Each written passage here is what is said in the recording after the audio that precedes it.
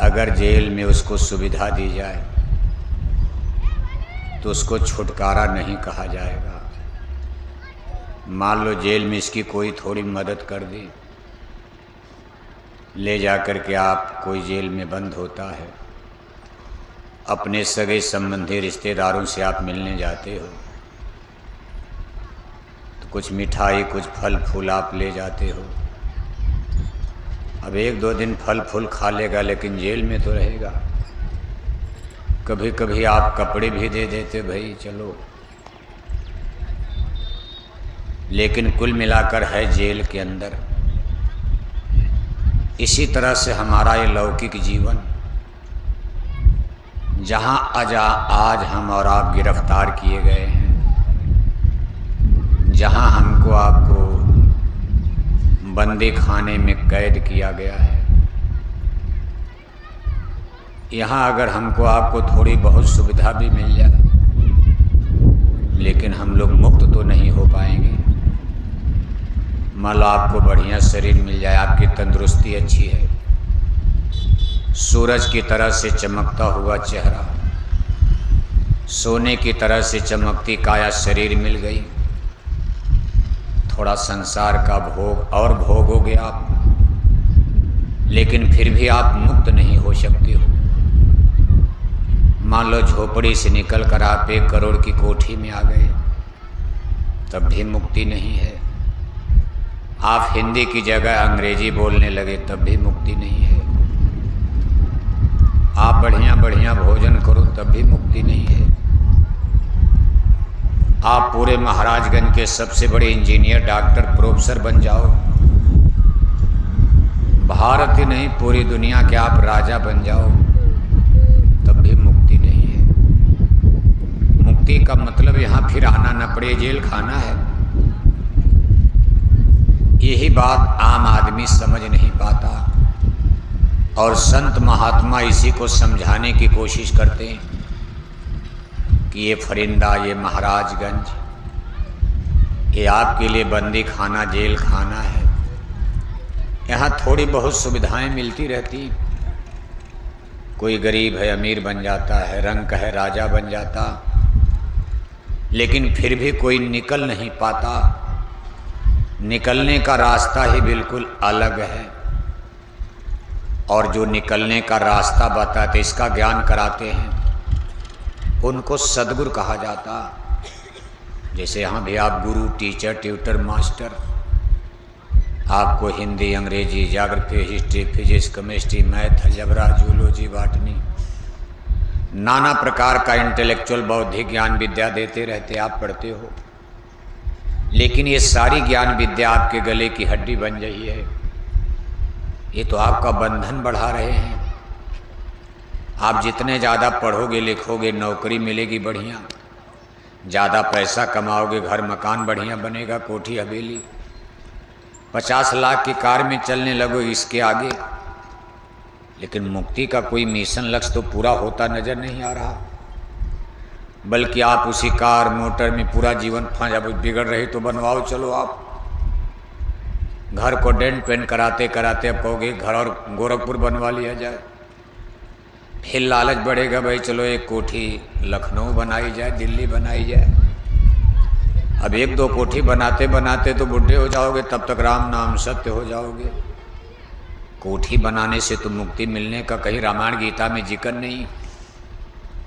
रामायण गीता हमारे जो spiritual literatures,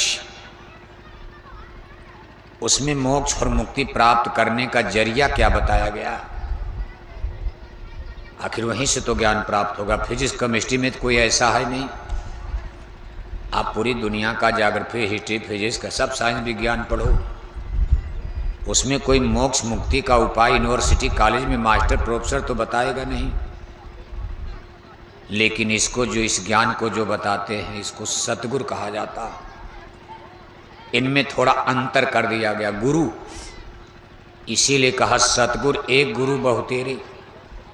दुनिया में टीचर, ट्यूटर, मास्टर, गुरु तो हम लोग बहुत करते हैं, अनेक प्रकार के उस्ताद, लकड़ी वाला मास्टर, लोहे वाला मास्टर, बिजली का काम सिखा दिया वो भी मास्टर, आपने जिंदगी में कितना मास्टर, ट्रैक्टर चलाना, ट्रक चलाना जो सिखाएगा मास्टर है, उस्ताद। दंगल कुश्ती लड़ा दिया, आपको पहलवान बना दिया, दाव पेच सिखा दिया, वो भी मास्टर है। लेकिन सतगुरु जो हमारी आत्मा को परमात्मा से मिलने का उपाय बताते हैं कि हमारी ये जीवात्मा परम पिता परमेश्वर से कैसे मिलेगी, उनको सतगुरु कहा जाता, क्योंकि ये सत्य का ज्ञान कराते हैं। परमात्मा ही सत्य है, बाकी सब झूठा है। कहो उमाय अनुभव अपना, सत हरि भजन जगत सब सपना। अगर यूनिवर्स और ब्रह्मांड में परमात्मा के अलावा कुछ सत्य है ही नहीं, यहाँ तो जो कुछ आप देख रहे हो सब माया की छाया है। सूरज चंदा तारे भी महाप्रलय में नष्ट हो जाते हैं।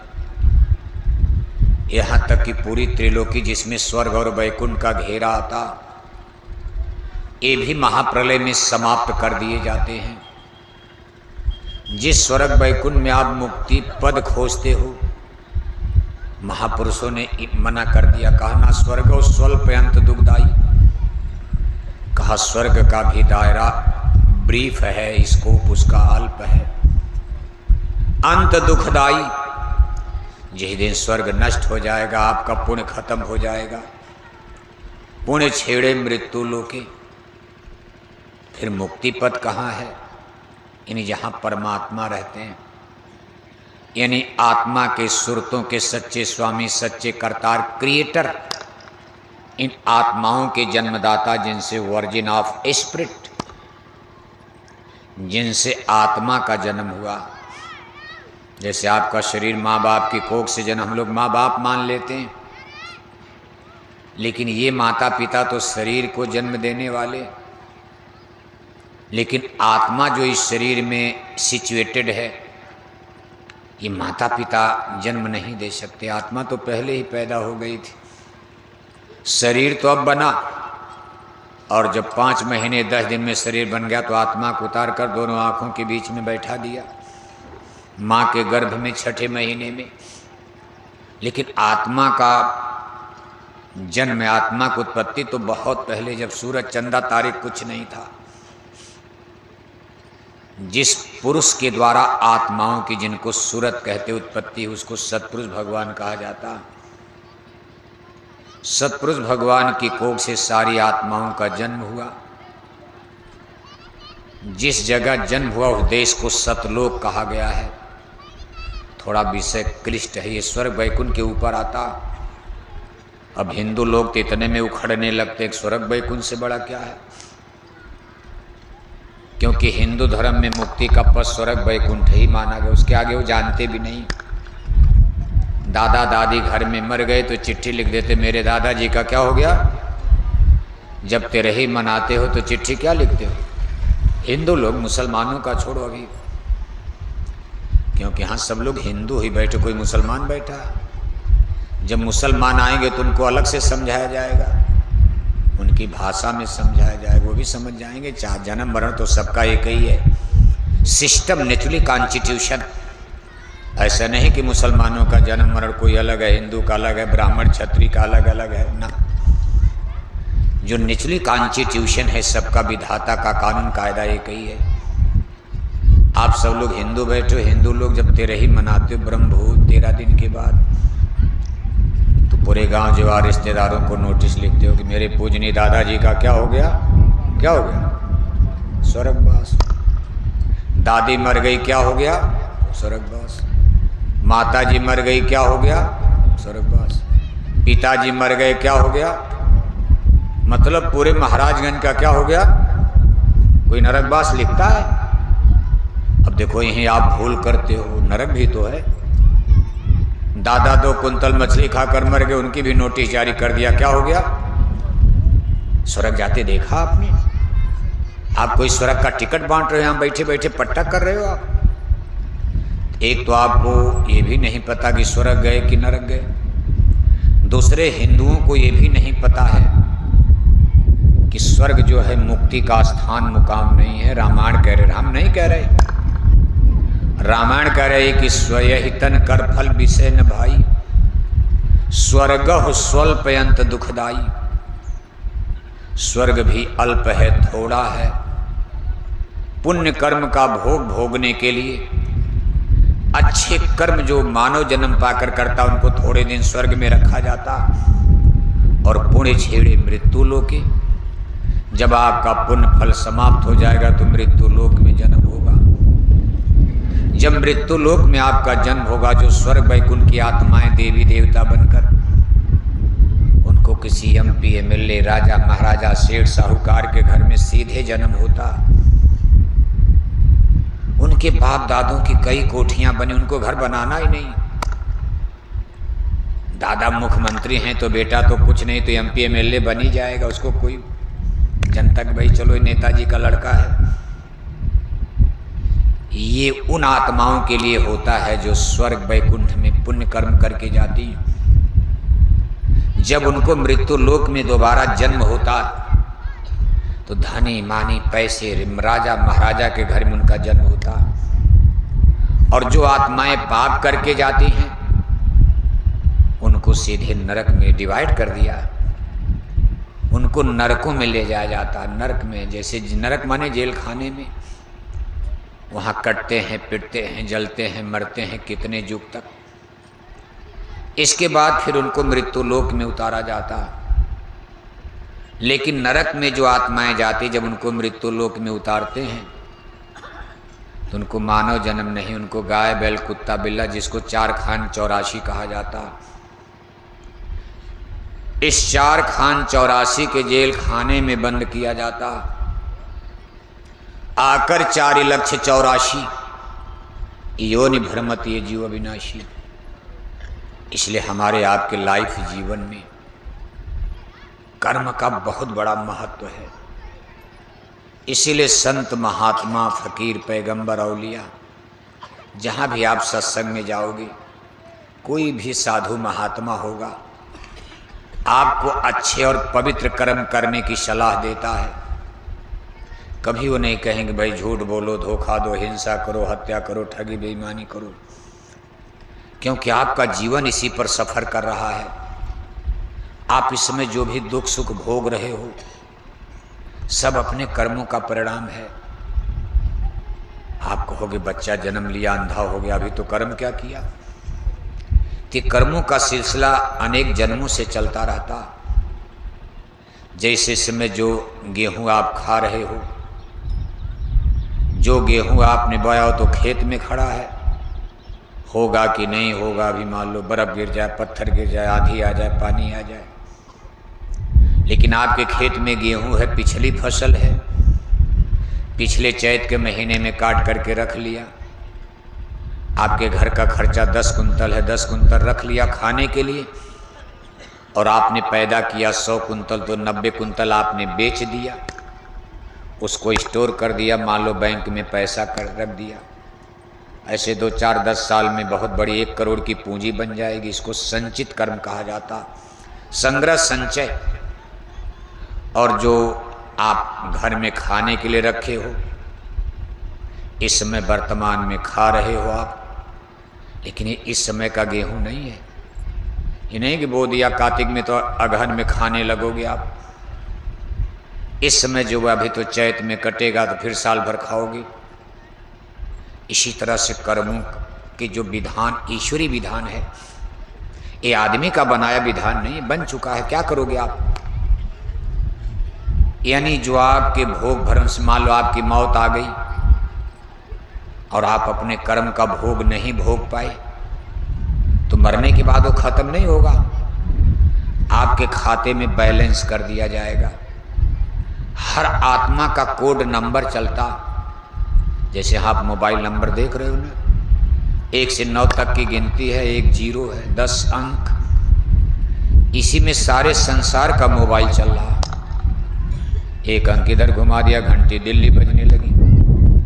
एक अंक की गलती हो गई तो दूसरे पर मोबाइल बजने लगा। आपको तो भाई रंग नंबर, यहाँ कभी कभी गलती हो जाती।